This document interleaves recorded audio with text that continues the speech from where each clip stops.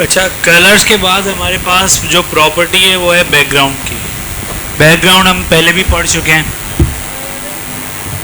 जिसमें background colour है, background image है, बैकग्राउंड अटैचमेंट, पोजीशन और शॉर्ट एंड प्रॉपर्टी है बैकग्राउंड की।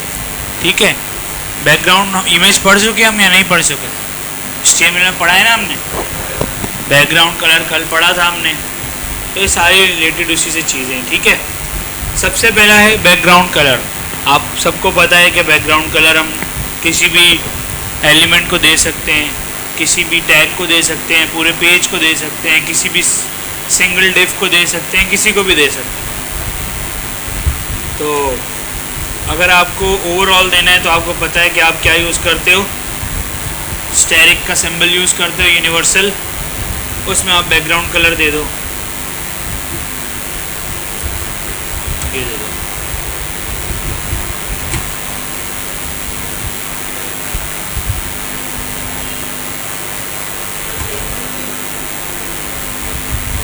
लिंक नहीं किया, लिंक कर लेते हैं। ठीक है, तो ये बैकग्राउंड कलर है, ये स्टैरिक के थ्रू हमने अप्लाई किया, इंस्पेक्ट करके देखें तो ये ओवरऑल हर जगह पे अप्लाई हुआ है। ठीक है, स्टैरिक का मतलब ये होता है। अगर फिर आपने अंदर आके किसी स्पेसिफिक डिव को आपने कोई और कलर देना है, ठीक है, डिव का मतलब क्या होता है, डिविजन्स हैं। ठीक है, डिविजन या फिर आप सेक्शन बोल लो। अच्छा, तो इसमें आप क्लास दे दो, हमने कल पढ़ा था, तो इसको हम क्लास दे देते हैं सेक्शन की। ठीक है, और यहाँ पे आके आपको पता है डॉट के साथ हम क्लास का नाम लिखेंगे और वो पिक हो जाएगी। अच्छा, स्क्रीन शेयर नहीं आप लोग की, पीसी वैसे भी ऑन नहीं है। अच्छा, डिव हमें नज़र नहीं आएगा, डिव के अंदर कुछ हमने इंटर नहीं किया, तो हम पहले उसकी हाइट दे देते हैं। सही है, हाइट हम उसकी कर देते हैं फॉर एग्जांपल 250 पिक्सल्स। ठीक है, अब इसको हम बैकग्राउंड कलर दे देते हैं। ठीक है, तो हमने हाइट दे दी डिव को और उसको कलर दे दिया। अगर हम हाइट नहीं देंगे तो क्या होगा भाई, डिव के अंदर कुछ है ही नहीं, तो डिव हमें शो भी नहीं होगा। ठीक है, हाइट अगर आप नहीं दे रहे और डिव के अंदर आप कोई पैराग्राफ लिख रहे हो तो वो अलग बात है। सही है,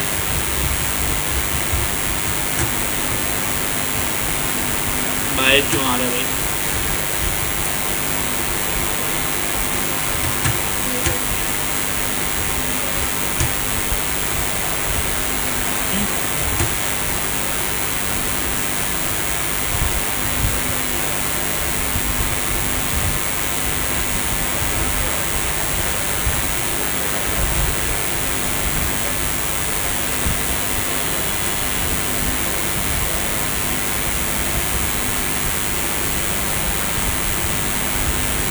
चलें देखते हैं क्यों आ रहा है भाई, इसको अंदर आना, बाहर नहीं आना चाहिए।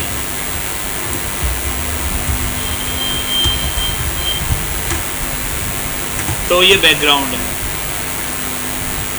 और आपको पता है क्या, कल हमने कलर्स के बारे में पढ़ा था, हम कितने तरीके से कलर्स दे सकते हैं, 4 या फिर 5 या फिर 6 आप कर सकते हो। सही है, कलर नेम्स के थ्रू, RGB हैक्स के थ्रू, HSL या HSLA के थ्रू भी आप दे सकते हो। तो सेम कलर्स तो यहाँ से चेंज हो जाएंगे, जो अभी आप कलर जिस तरीके से देना चाहते हैं वैसे आप दे सकते हैं। ठीक है, सेम प्रॉपर्टी है, कहीं भी अप्लाई कर सकते हो, डिव पे अप्लाई करो, H1 पे करो या फिर P पे करो। ये बैकग्राउंड कलर है। जो हमने कलर की प्रॉपर्टी कल पढ़ी थी वो क्या करती है भाई, वो अगर कोई फॉन्ट वगैरह है, इस तरह की चीज़ें, तो उनका वो कलर सेट करती है। बैकग्राउंड का मतलब है बैक वाला कलर। सही है, अगर आप ओपेसिटी देते हो तो क्या होता है, देखो जितनी ओपेसिटी आप 0.1 से 1 तक जाना है आपको। ठीक है, सबसे जो लाइट है वो कौन सी है, 0.1, फिर 1 तक जो है ना सबसे जो उसका ओरिजिनल कलर है वो आ जाएगा। अगर आप ओपेसिटी यहाँ रखो डिव के अंदर तो ये क्या हो जाएगा, लाइट हो जाएगा। ठीक है, इसका ओरिजिनल कलर क्या है, पर्पल है ना, ये वाला कलर है। आपने ओपेसिटी इसकी बढ़ा दी या कम कर दी, 1 तक जाओगे तो सब 0.1 सबसे लोवेस्ट है, फिर आप 5 तक जाओगे दरमियाना हो जाएगा, और इसको 1 कर दोगे तो जो भी आपको ओरिजिनल कलर है वही रहेगा। सही है, 0.1 से लेके 1 तक, 0.1 2 3 4 5 6 7 8 और 9 10 तक, 10 पर आप 1 ही हो जाएगा। सही है, तो आप इसकी ओपेसिटी भी दे सकते हो।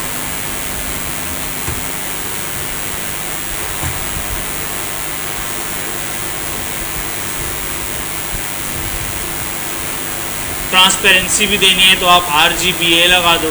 ठीक है, ये सब हम कलर में पढ़ चुके हैं। The CSS background colour property. फिर आपके पास बैकग्राउंड इमेज। बैकग्राउंड इमेज कैसे देते हैं, हमने ये देखा है कि हम URL के थ्रू इमेज को जो है ना यहाँ से दे सकते हैं। देखते हैं यहाँ पे कोई इमेज पड़ी हुई है।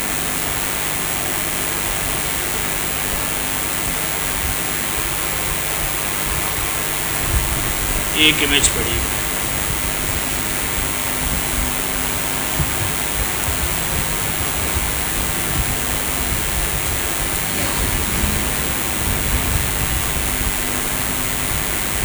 कैसे देंगे भाई, बैकग्राउंड इमेज, और यहाँ पे आप क्या दोगे, URL का फंक्शन, और यहाँ पे आप उसका लिंक दे दोगे। तो ये आपके पास उस डिव के अंदर, ठीक है, ये बैकग्राउंड इमेज आ जाएगी। ठीक है,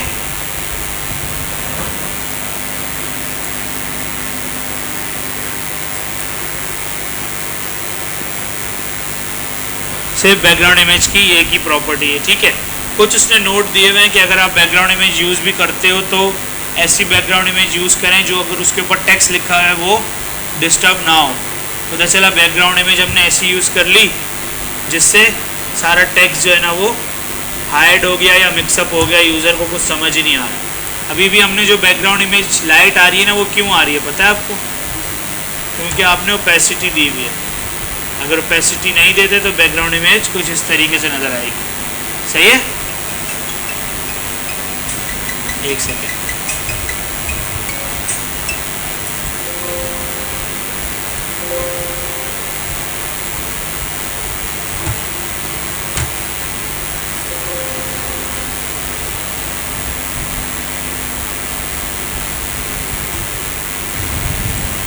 CSS border property allow you to specify the style width and color of an element। हमने कल देखा था इसको, बॉर्डर्स को कैसे देते हैं। तो अच्छा, बॉर्डर स्टाइल क्या होता है कि जो आपकी जो बॉर्डर की लाइन है वो किस स्टाइल में चाहिए। आपके सामने बहुत सारे स्टाइल मौजूद हैं, dash, solid, double, groove, ridge, ये सारे आपके पास डिज़ाइन हैं और ये उनके रिजल्ट हैं। सही है, अगर कोई ऐसा बॉर्डर आपने सेलेक्ट करना है यहाँ से आप कर सकते हैं।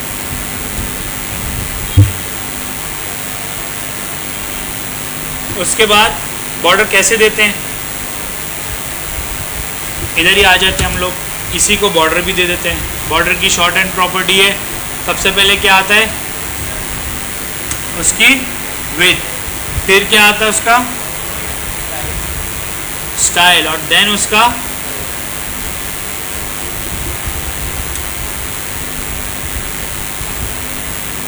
नज़र आ रहा है, नहीं आ रहा, इनको मैं बंद कर देता हूँ।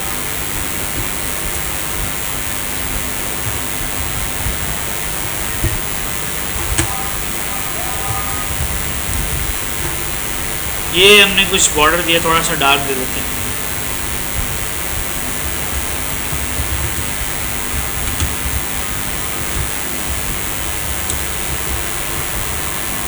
अरे यार, ये तो यही कलर है।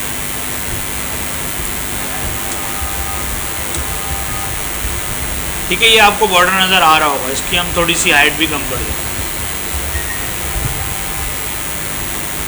अब इस बॉर्डर की आप विड्थ बढ़ा दो, 5 कर दो तो भी चलेगा। ठीक है, ये बॉर्डर भी जो है ना ओपेसिटी अप्लाई हो रही है इसके ऊपर। उसके अलावा बहुत सारे ये आपके सामने डिज़ाइन आ रहे हैं, आप इनको यूज़ करके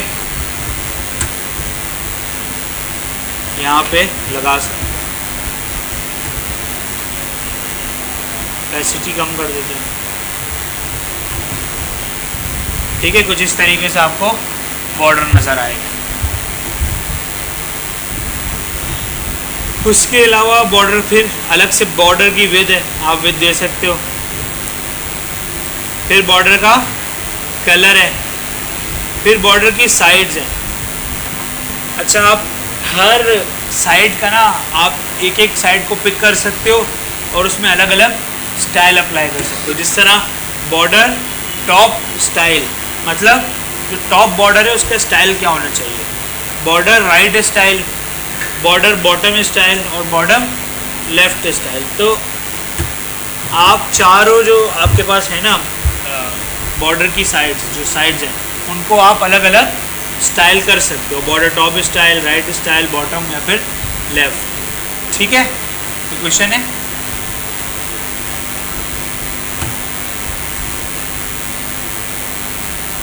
शॉर्ट एंड प्रॉपर्टी क्या होती है भाई, जो हमने यूज़ की है कि हम एक साथ दे सकते हैं, ठीक है। राउंडेड बॉर्डर्स आपने देने, तो आप एक प्रॉपर्टी लगाते हो, उसको कहते हैं हम बॉर्डर रेडियस। तो अगर हम यहाँ पे लगाएं, जितना आप पिक्सल ज़्यादा दोगे उतना ज़्यादा ये राउंड हो जाएगा, ठीक है। तो इस तरीके से आप राउंड भी कर सकते हो। तो ये बॉर्डर की प्रॉपर्टीज़ हैं। अच्छा, कोई सवाल है अभी तक यहाँ पे, बैकग्राउंड कलर में, इमेज में, रिपीट में, अटैचमेंट में है कोई सवाल? नहीं है? पक्की बात है। बॉर्डर्स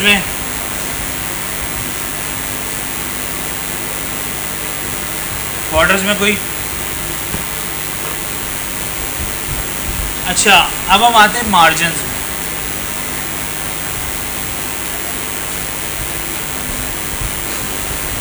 अच्छा, मार्जिन क्या होता है? Margins are used to create space around element outside of any defined borders, like एक आप और बना लो, ठीक है। दोनों आपके पास क्या है? सेक्शन। ये दो आपके पास क्या बन गए? सेक्शन। अच्छा, थोड़ा सा साइज छोटा कर लो,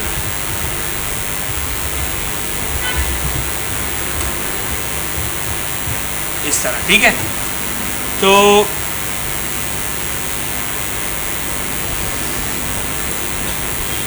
margins are used to create space around elements outside of any defined border. मतलब कि जो भी आपका बॉर्डर है, बॉर्डर क्या होता है? अगर आप बॉर्डर लगाओगे तो आपको बॉर्डर यहाँ नज़र आ रहा है, वो कहाँ पर है? बाहर। और जो भी आपका एलिमेंट है उसकी जितनी भी हाइट हो, उसके बाहर वाली जो स्पेस है वो क्या है? वहाँ पे आपका बॉर्डर लगता है। तो ये कह रहा है कि जो मार्जिन अप्लाई होगी ना, वो बॉर्डर के बाद अप्लाई होगी, ठीक है। तो हम मार्जिन की शॉर्ट एंड प्रॉपर्टी है कि हम एक साथ मार्जिन दे सकते हैं, या फिर आप अलग अलग दे दो मार्जिन, टॉप, राइट, बॉटम या फिर लेफ़्ट। तो मैं क्या करता हूँ, मैं मार्जिन लिखता हूँ, मार्जिन बॉटम दे देता हूँ, क्योंकि हमें क्या चाहिए पता है? हमें इन दोनों के दरमियान में स्पेस चाहिए। तो अगर मैं मार्जिन टॉप दूंगा तब भी चलेगा ही, ठीक है। ऊपर से स्पेस आ जाएगा, ऊपर से हमें स्पेस अभी नहीं चाहिए, तो हम बॉटम देंगे ताकि ये जब हम बढ़ाएं स्पेस तो इन दरमियान गैप आ जाए। फिर जब हम तीसरा बॉक्स लाएंगे तो फिर से गैप आ जाएगा, ठीक है। इसकी ना मैं विड्थ भी छोटी कर देता हूँ, सही है।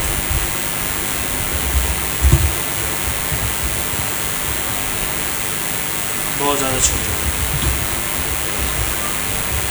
ठीक है, इस तरह। और हाइट भी कर देते हैं सर, ये बस अब, ठीक है। अच्छा, अब मार्जिन बॉटम हमें देना है। मैं पहले सबसे पहले 5 पिक्सल्स दे देता हूँ। तो मार्जिन कहाँ अप्लाई हुआ? आपको कहाँ नज़र आया? आउटसाइड। और अगर आप इसको इंस्पेक्ट करते हो, जब आप उसके ऊपर क्लिक करो और बस यहाँ आ जाओ नीचे, ये जो बॉक्स है ना इसमें आपको मार्जिन नज़र आ रहा होगा, बाहर की तरफ है मार्जिन, और सिर्फ कहाँ अप्लाई हुआ है, ये जो 5 हमने दिया है बॉटम में अप्लाई हुआ है। आप इसको रियल टाइम यहाँ पर भी चेकिंग कर सकते हो कि कितना मार्जिन अच्छा लगेगा, आपको कितना गैप देना है, ये सारा काम आप कर सकते हो। ठीक है, सही है। फिर अगर आपने मार्जिन राइट देना है, लेफ्ट सॉरी, इसको आप 10 पिक्सल्स करो तो क्या हुआ, फर्क पड़ा है। मार्जिन लेफ्ट कहाँ होगा मेरा, नजर नहीं आ रहा।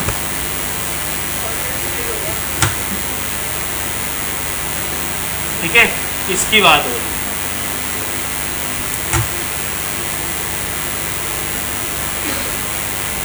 कहाँ आया मार्जिन लेफ्ट, यहाँ पे। अब इसको आप बढ़ाओगे तो क्या होगा, देखो सही, ये मूव करेगा। और अगर आप टॉप से दोगे, ये टॉप है ना यहाँ पे, तो क्या होगा, टॉप से आएगा। ठीक है, आप मार्जिन टॉप भी दे दो,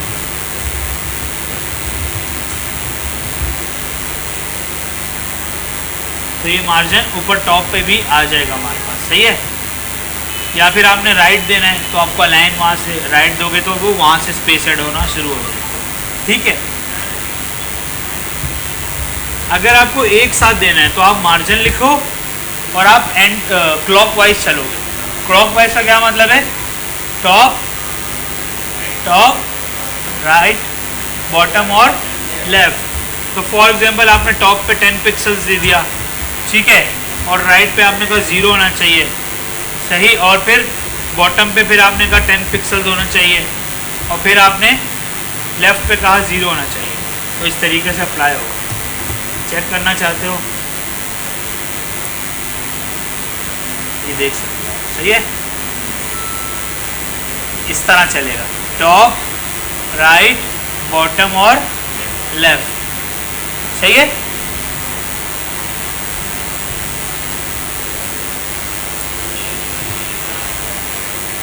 ये उसी की बात कर रहे हैं।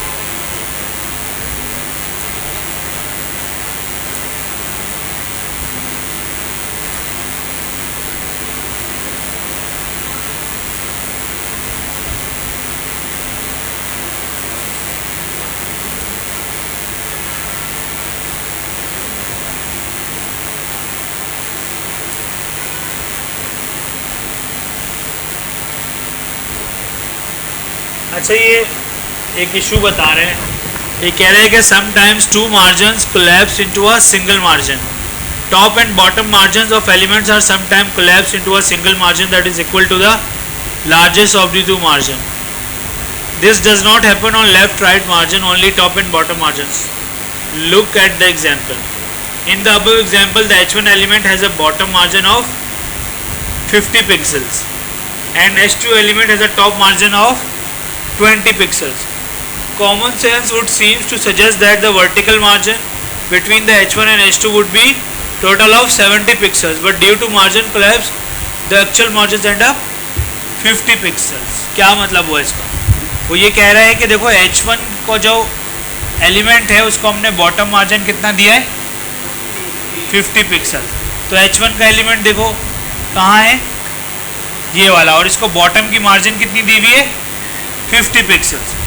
और फिर हमने जो H2 उसके नीचे आ रहा है उसको हमने कितनी दे दी है, 20। तो टोटल कितनी बननी चाहिए, 70। 50 उसके नीचे आ रही है और 20 उसके ऊपर आ रही है, लेकिन ऐसा नहीं होता। होता है क्या है कि जो बड़ी मार्जिन होती है ना उसके अंदर छोटी मार्जिन कोलैप्स हो जाती है। तो ये एक इशू है, कभी आप लोग को आए तो आप लोग को पता होना चाहिए कि ये कोलैप्स हो जाएगी, ठीक है, उसके अंदर मिक्स हो जाएगी और टोटल कितनी आएगी, 50 ही आएगी, ठीक है। तो ये याद रखिएगा ये चीज़। सवाल है कोई? नहीं है? अब की बात। अच्छा, फिर हमारे पास है पैडिंग।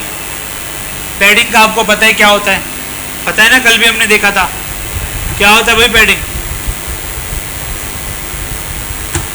क्या होती है, यही डायग्राम देख लेते हैं। क्या होती है पैडिंग, एक आपका एलिमेंट है, उसका जो बॉर्डर होता है, अगर हम बॉर्डर ना दें तो तब भी एक बॉर्डर होता है, सही है। तो उस बॉर्डर से और जो आपका टेक्स्ट लिखा गया है या आपकी इमेज है उसके अंदर कुछ भी है, अगर वो और उसके दरमियान जो स्पेस होता है, टॉप से हो, राइट से, बॉटम से या फिर लेफ्ट से, तो वो क्या कहलाता है, पैडिंग।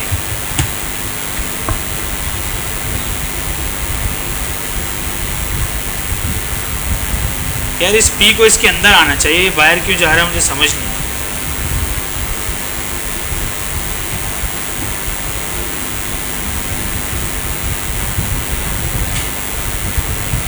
अब सही,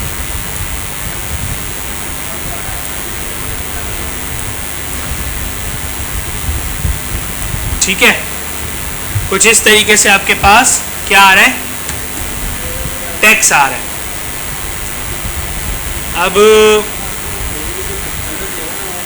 हाँ वो मैं कर रहा हूँ। तो अब हम करते क्या है, हम पी के ऊपर आते हैं, सही है। पी को हम एक क्लास दे देते हैं, सही, टेक्स्ट की या डिस्क्रिप्शन की दे देते हैं, ठीक। इसको हम इसका बैकग्राउंड कलर क्या करते हैं, नन, या फिर एक और प्रॉपर्टी होती है उसको कहते हैं अनसेट। आपको पता है कि हमने टॉप पे बॉर्डर का कलर लगाया हुआ है, तो इधर हम आके बैकग्राउंड कलर को अनसेट कर देंगे।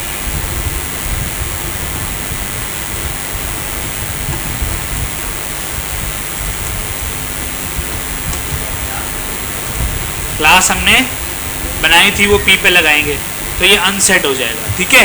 अब ये जो ऊपर से कलर आ रहा था ना, जो पूरी हमने यूनिवर्सल के थ्रू लगाया था, वो क्या होगा, रिमूव हो जाएगा, सही। अब हम क्या करते हैं, थोड़ी सी एक और प्रॉपर्टी देख लेते हैं, उसको हम कहते हैं फॉन्ट साइज। फॉन्ट साइज हम थोड़ा सा छोटा कर देते हैं, 12 पिक्सल्स कर देते हैं, तो कुछ इस तरीके से हो जाएगा। अब हम पैडिंग देंगे, लेकिन पैडिंग किधर अप्लाई होगी, इधर अप्लाई होगी सेक्शन पे या फिर आपके पैराग्राफ पे, किस पे अप्लाई होगी, पैराग्राफ पे होगी। इस डायग्राम को देखें आप बताएं किस पर अप्लाई होगी, कहाँ होगी, क्योंकि ये तो आउटर है ना, ये तो टेक्स्ट है जो कि हमने पी की सूरत में लिख दिया। पैडिंग अगर हम पी पे लगाएंगे तो वो अपना जो उसमें ही शुरू हो जाएगा पैडिंग देना, लेकिन हमने पी को एक बॉक्स के अंदर रखा हुआ है, तो पैडिंग हम किसको देंगे, बॉक्स को, ठीक है। लेकिन हम चाहते हैं कि ये जो सेक्शन की क्लास है ना, ये डिस्टर्ब ना हो, सही। तो हम क्या करेंगे, हम अपनी एक क्लास और बनाएंगे, हम उसको दे देंगे नाम, खुद ही दे देंगे हम, पैराग्राफ पैडिंग, ये हमने दे दिया। तो अभी मेरा बताने का मकसद ये है कि आप एक क्लास से ज़्यादा क्लासेस भी लगा सकते हो, स्पेस दो और दूसरी क्लास का नाम लिख दो, ठीक है। यहाँ आ जाओ और एक और क्लास बना दो, सही। और यहाँ पे आप उसको पैडिंग दे दो 10 पिक्सल्स का। हुई अप्लाई, चेक करना चाहते हो इस पर क्लिक करो, फिर उस बॉक्स को ढूंढ लो, वो आपको इजीली बता देगा कि पैडिंग अप्लाई हुई है या फिर नहीं हुई है, ठीक है। टॉप हमने एक दफ़ा दिया तो ये सब पे अप्लाई हो गया चारों तरफ। उसी तरीके से अगर आप इसको फॉलो करोगे तो फिर वो आप अपनी मर्जी से हर उस पर दे सकते हो, ठीक है। कोई सवाल, तो पैडिंग क्या होती है, पैडिंग क्या होती है,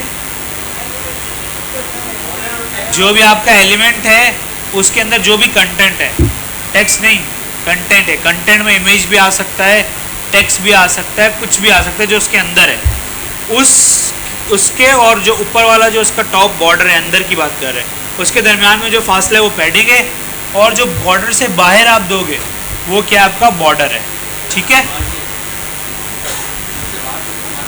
हाँ सॉरी, बॉर्डर से जो बाहर होगा वो मार्जिन होगा, सही।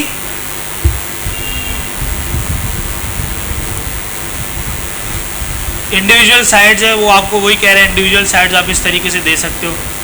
एक है कि आपको नेगेटिव वैल्यूज़ अलाउड नहीं है, ठीक है, कि आप नेगेटिव वैल्यूज़ पैडिंग में नहीं दे सकते, सही।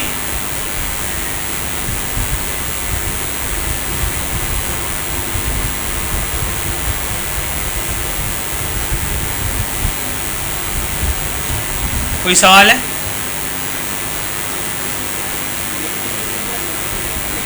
माइनस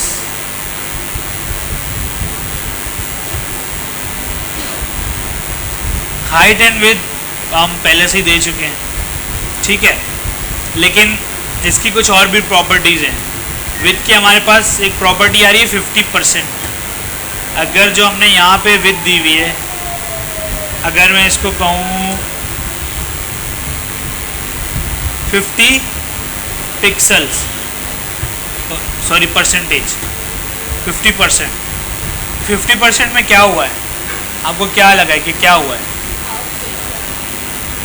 अच्छा, हाफ पेज पे तो आया है, लेकिन ये अपने पेरेंट की 50% या 20% पर आया है, सही। पेरेंट से मकसद क्या है कि ये जो सेक्शन हमने लगाया हुआ है इसका पेरेंट क्या है? अभी देखो, अगर आप इसका पेरेंट क्या है, बॉडी, तो बॉडी क्या होता है? बॉडी तो आपके पूरे व्यू पोर्ट पे आती है, ऐसा ही है। तो इसका पूरी जो, अगर आप स्क्रीन छोटी बड़ी करोगे ना, तो आप यहाँ देखो, यहाँ अलग साइज़ है, मेरे पास अलग साइज़ आएगा, तो आप स्क्रीन आप ये कर दो तो देखो इसका साइज़ चेंज होता रहेगा। क्यों चेंज होता रहेगा? क्योंकि उसको 50% मैनेज करना है, तो अब जितना भी होगा ये इस तरह ये मैनेज करता रहेगा, ठीक है। परसेंटेज देने का फ़ायदा ये है। अगर आप पिक्सल्स दे दोगे ना तो वो फिक्स हो जाएगा। अब उसने पिक्सल्स घेरने ही घेरने हैं, ठीक है। आपने 250 पिक्सल दे दिया और आपने मोबाइल पे व्यू कर रहे हो, मोबाइल है ही 200 पिक्सल्स का, तो आधा बॉक्स कहाँ जाएगा? बाहर छुप जाएगा, या स्क्रॉल लगा दोगे तो स्क्रॉलिंग आ जाएगी, सही, बहुत चीज़ हो जाएंगी। तो हमें जब अगर डायनेमिक करना हो ना विड्थ को, तो हम क्या देते हैं? परसेंटेज देते हैं।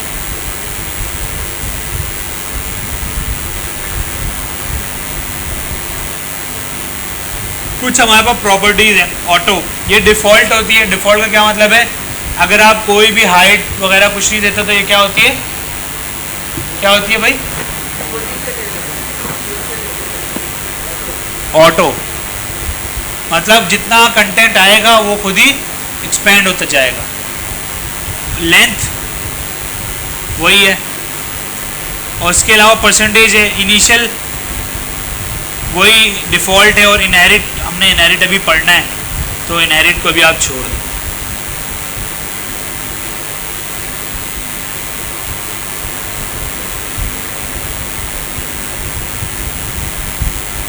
अच्छा, फिर हमारे पास होती है मैक्स विड्थ।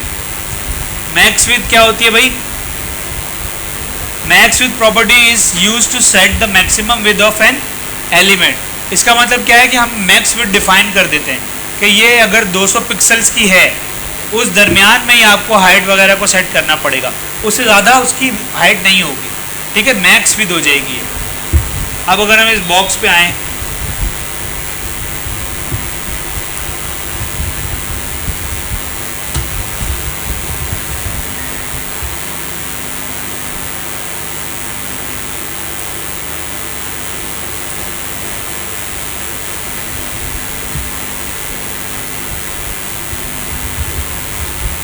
मैक्स विड्थ हमने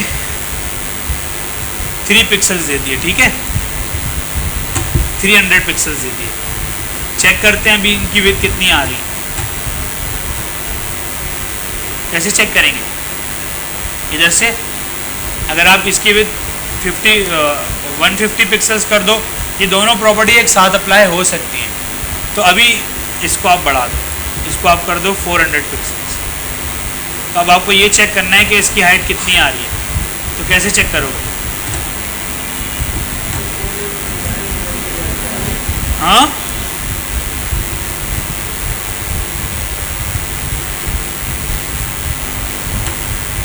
यहाँ आप माउस रखोगे ना, आपको इसकी विड्थ नज़र आ जाएगी। क्या हो गया?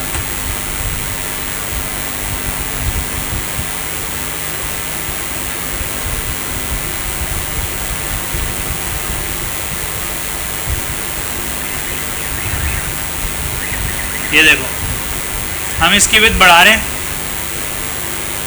हैं ना, लेकिन बॉक्स पे फ़र्क नहीं पड़ रहा। क्यों? क्योंकि हमने मैक्स विड्थ कितनी दी हुई है 300, तो इससे ज़्यादा विड्थ नहीं होगी। ठीक है, आप जितनी भी बढ़ा लें आप, ठीक है, कम तो हो सकती है लेकिन ज़्यादा नहीं हो सकती। तो मैक्स विड्थ हम इस तरह देते हैं। हमें कुछ स्क्रीन्स पे ना मैक्स विड्थ डिफाइन करनी पड़ती है कि भाई इससे ज़्यादा हो ही नहीं। ऑटो अगर हमने मैक्स विड्थ रख दी है ना तो वो खुद ही मैनेज करेगा उसको। सही है, तो मैक्स विड्थ का ये फ़ायदा होता है।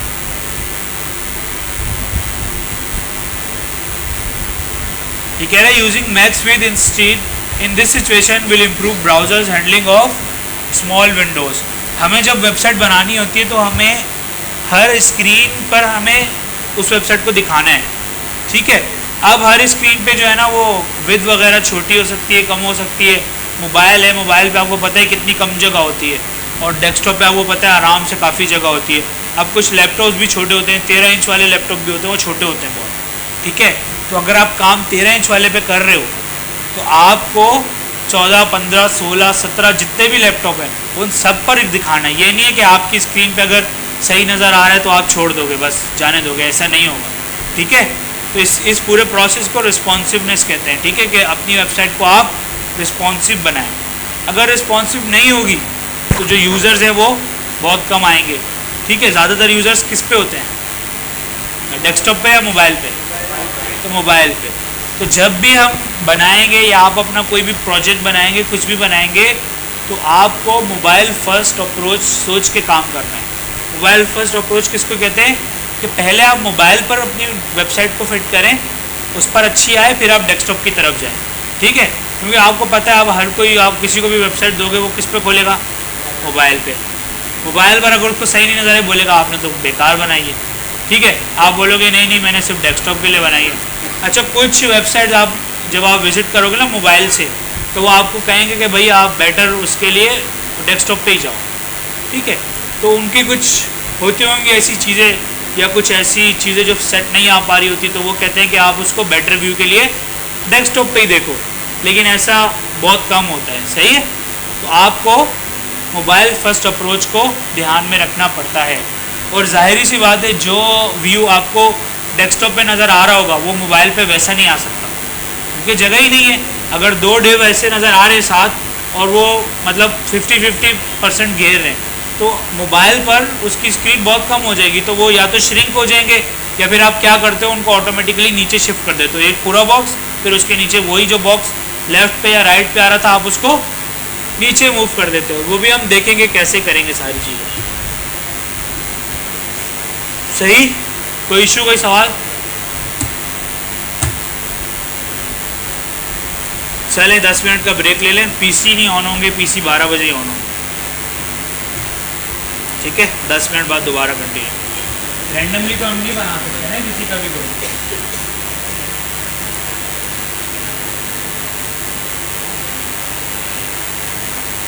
हाँ भाई, बना लोगे आप लोग, आपका मसला है, बाकी आप लोग बना लोगे जी। यार मैं बनाऊंगा ना तो फिर वो ज़बरदस्ती की बात हो जाएगी। ये एक्सपेरिमेंट हो चुका है, फिर वो बोलते हैं सर ने ज़बरदस्ती बना। आप लोग कोई चूज़ करो, काफ़ी सारे तो एक साथ ही आते हैं ना, तो वो अपने ग्रुप बना सकते हैं। जो रह जाएगा तो फिर हम देखेंगे। अच्छा, 4 या 3 या 4 हो जाएंगे ना, काम ही नहीं होगा। ठीक है, 2 बहुत है। 3-4 हो जाएंगे ना तो एक तो सोएगा ही। ठीक है, फिर फ़ायदा नहीं है ना, वो कुछ सीख ही नहीं पाएगा। तो आपको प्रोजेक्ट कैसे ढूंढना है? प्रोजेक्ट कोई भी, इधर देख लें सारे चुप करके। प्रोजेक्ट कोई सॉफ्टवेयर हो सकता है। ठीक है, कोई अगर आप कोई स्कूल मैनेजमेंट बनाना चाह रहे हैं, कोई इंस्टीट्यूट मैनेजमेंट बनाना चाह रहे हैं, कॉलेज मैनेजमेंट, इस तरह का कोई अच्छा सा सोचिएगा। ठीक है, अब ज़रूरी नहीं है कि आप कोई अगर यूनिवर्सिटी में देख रहे हैं कोई बड़ा सा LMS बनाना है, ऐसा नहीं है।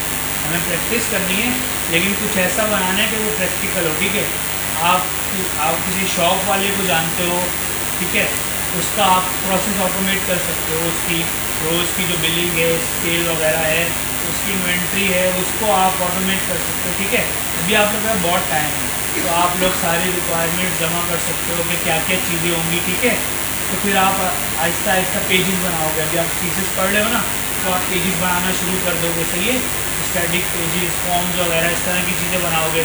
फिर जब रिएक्ट आएगा तो हम उनको रिएक्ट में ले जाएंगे, फिर बैकएंड आएगा तो उसका बैकएंड बना लेंगे, फिर डेटाबेस आएगा डेटाबेस बना लेंगे। तो अभी से करेंगे तो एक ही होगा। ठीक है, क्लास असाइनमेंट तो अलग है, तो आपको करना ही है, लेकिन ये फिर आपका साथ साथ चलता रहेगा। अब आपने क्या करना है, 2 बंदे ढूंढने हैं। मैं अपनी ईमेल शेयर करूँगा, उस पर आप लोगों ने मुझे प्रोजेक्ट का आइडिया और उसकी थोड़ी बहुत डिस्क्रिप्शन तो लिखनी है आपको। ठीक है, फिर बाद में आप चेंज करते रहोगे। ठीक है, फिर आप एक डॉक्यूमेंट में ऐसा शेयर कर दोगे, कौन सा, गूगल डॉक्स का। ठीक है, ताकि उसमें आप अपनी रिक्वायरमेंट ऐड करते रहो और मैं यहाँ पे एक्सेल में जो है ना आप लोग का डॉक्यूमेंट सेंड कर दूँगा। आई समझ में बात? गूगल डॉक्स बना दोगे ना, उसमें अपना डॉक्यूमेंट जो भी है वो लिख देना, और ग्रुप पार्टनर का जो भी नाम वगैरह है वो भी। सही, जो बच जाएंगे फिर मैं देखूँगा उनका क्या करें। ठीक है, अभी जिसका बन रहा है वो बनाए। ठीक है, 2 से ज़्यादा नहीं होगा तो बार बार कोई मुझे ना बोले, फ़ायदा नहीं है। सही समझ आ गई बात?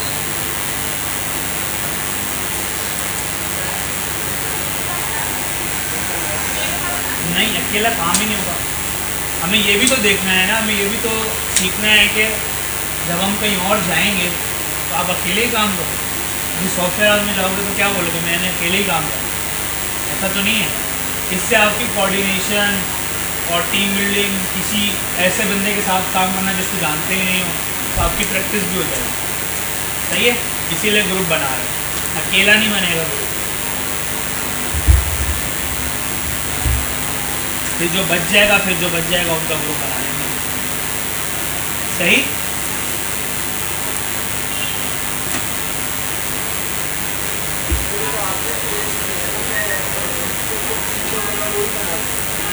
तो खुद से ही लाओगे। मैंने तो ऐसी आपको एग्जाम्पल दी है। आपको ई कॉमर्स की वेबसाइट बनानी है, वो बनाओ, कुछ भी बनाना। ठीक है, वो अब आपके ऊपर है। ठीक है, हम नेक्स्ट क्लास में दोबारा डिस्कस करेंगे। जब तक टीम मेंबर्स तो आप लोग बना लें।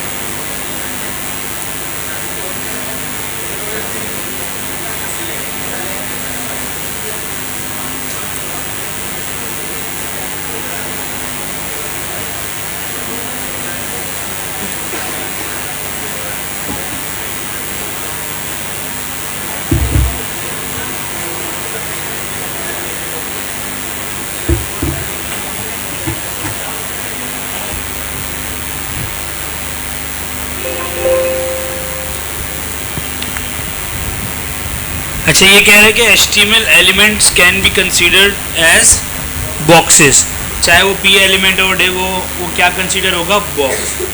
तो CSS का बॉक्स मॉडल क्या होता है? इन CSS the term box model is use when talking about design and layout. The CSS box model is essentially a box that wraps around every HTML element. It consists of content, padding, borders and margin. ठीक है, इस तरीके से होता है। ठीक है, अगर आप कुछ नहीं देते तो सब कुछ इमेजिनरी होता है और 0 0 ही होता है। ठीक है, तो it consist of content. Content क्या होता है? आपका कुछ भी कंटेंट हो सकता है, टेक्स्ट भी हो सकता है, कोई भी मीडिया हो सकता है, इमेज वगैरह कुछ भी हो सकता है। ठीक है, और फिर उसके ऊपर क्या होता है? पैडिंग होता है, फिर बॉर्डर होता है, और फिर मार्जिन होता है। इतनी दफ़ा पढ़ाने का मकसद ये है कि आप इसको मत भूलें। ठीक है, the image below illustrate the box model. ऐसा ही है ना, बॉक्स मॉडल यही है, अब हमें याद हो जाना चाहिए। कंटेंट, कंटेंट के अराउंड पैडिंग, पैडिंग के अराउंड बॉर्डर, और बॉर्डर के अराउंड मार्जिन होता है।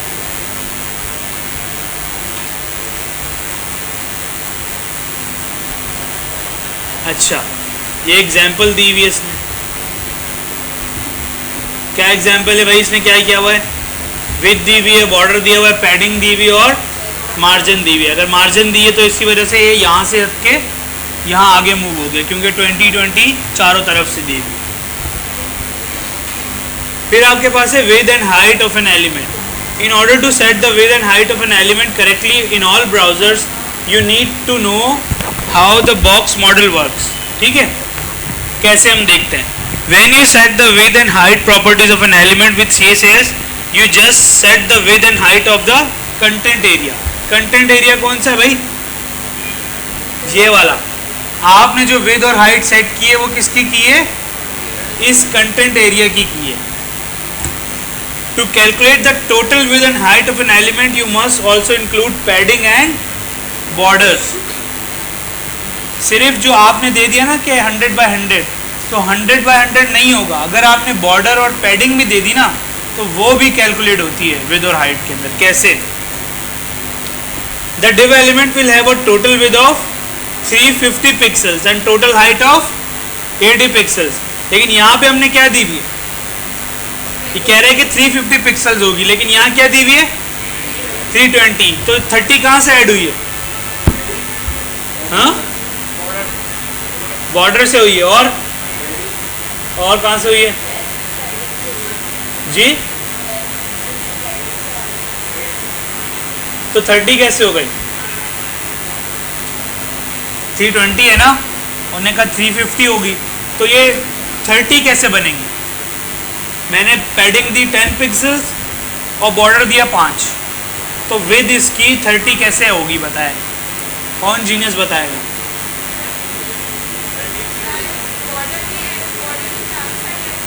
जी, चारों साइड अगर हुई तो 20 हो गई।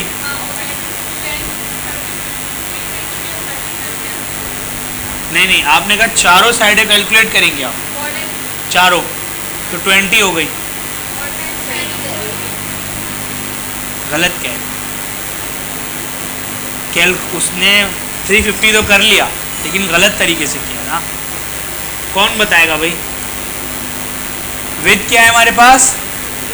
320 और पैडिंग क्या है? 10। पैडिंग चारों तरफ अप्लाई होगी, ऐसे ही है। विड्थ कैसे चलती है? विड्थ एक्स में चलती है, वाई में चलती है? एक्स में चलती है। तो बताएं, चलें मैं आपको बताता हूँ। जो पैडिंग है ना वो आपके पास आएगी 20। ठीक है, 20 कैसे आई? टॉप एंड बॉटम तो हाइट होगी ना, हम विड्थ की बात कर रहे हैं। तो दोनों साइडों से कितनी आ गई? 10 आ गई, 20 हो गई, और फिर बॉर्डर आ गया तो 10 और हो गया, तो बराबर हो गया ना। क्योंकि विड्थ यूं जा रही है तो लेफ्ट और राइट कैलकुलेट होगा, सही है। इसी तरह अगर हाइट होती तो टॉप बॉटम होता, और हाइट उसने क्या कहा है 80, तो उसमें भी 30 प्लस हो रहा है। तो अब जो एक्चुअल हाइट और विड्थ होगी ना वो कितनी है? आपने तो 320 दी है, लेकिन अगर उसके ऊपर पैडिंग और मार्जिन अप्लाई हो चुका है तो वो भी कैलकुलेट होगा उसके। आ गई समझ में?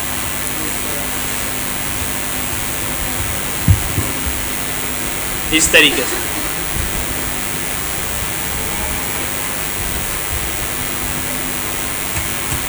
सही है।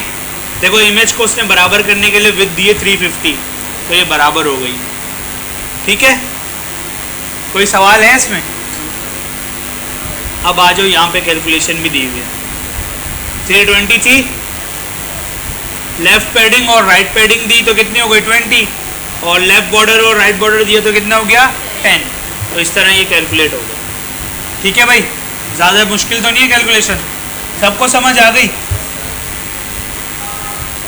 देख लो। The margin property also affects the total space that the box will take up on the page, but the margin is not included in the actual size of the box. The box total width and height stops at borders. क्या मतलब हुआ इसका?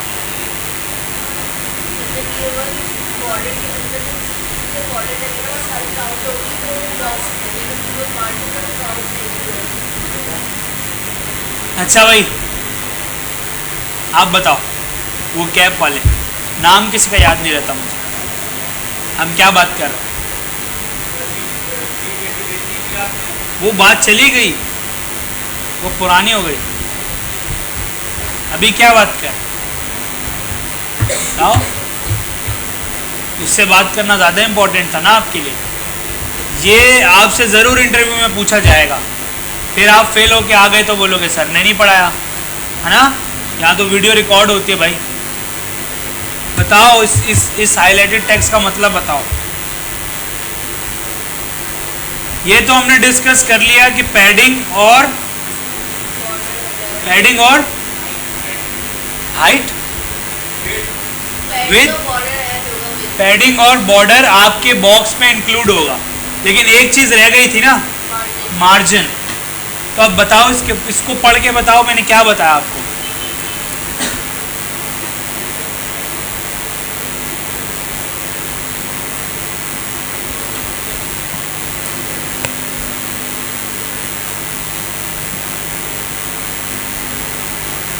बताओ, उससे बातें करना ज़्यादा important था। क्या बात कर रहे थे तो बताओ। चलो रिकॉर्डिंग स्टॉप।